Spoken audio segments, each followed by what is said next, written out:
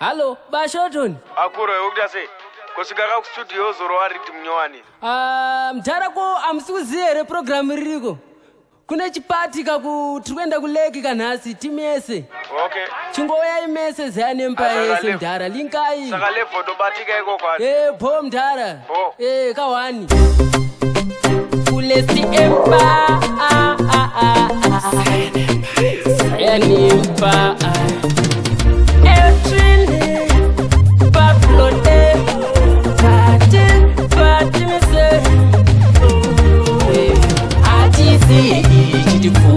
Inguva yedu tichirukura tausa patiti kokupfura mutatikira isu watibonyura pati tausa pati kuti tine chimwe futi tiri kukocha vamwari kukanga maputi ise marasta isu tinopisa muti imwedzere maweti ivhure buti usasaize presha tichibuda auti itatakwa totamba zvokubuda sauti ifoni yangu iri palauti nekuti ino inguva yenoisi hatisi ichitipfura inguva yedu tichirukura tausa pati tiri kokupfura musatityira isu watibonyura pati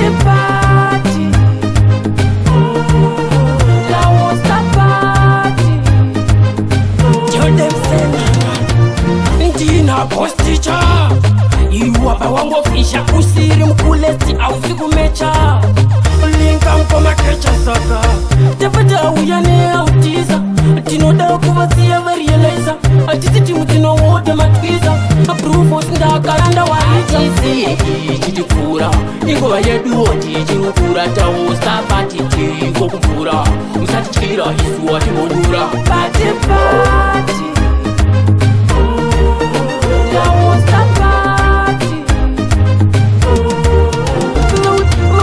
kuti tine chimwe futi tiri kukocha vamwari kukanga maputi ise marasta isu tinopisa muti iwedzere maweti ivhure buti usasaize presha tichibuda auti itatakwa totamba zvokubuda sauti ifoni yangu iri palauti nekuti ino inguva yenoisi hatisi ichitipfura inguva yedu tichirukura tausa pati tiri kokupfura musatityira isu watibonyura pati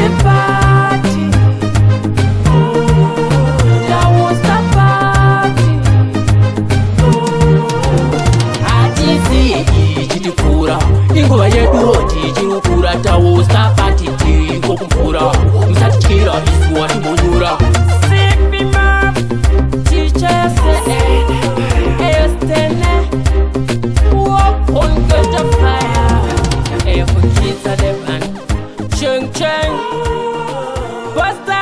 we have to tell them this, we're on all this, anyway, party we party.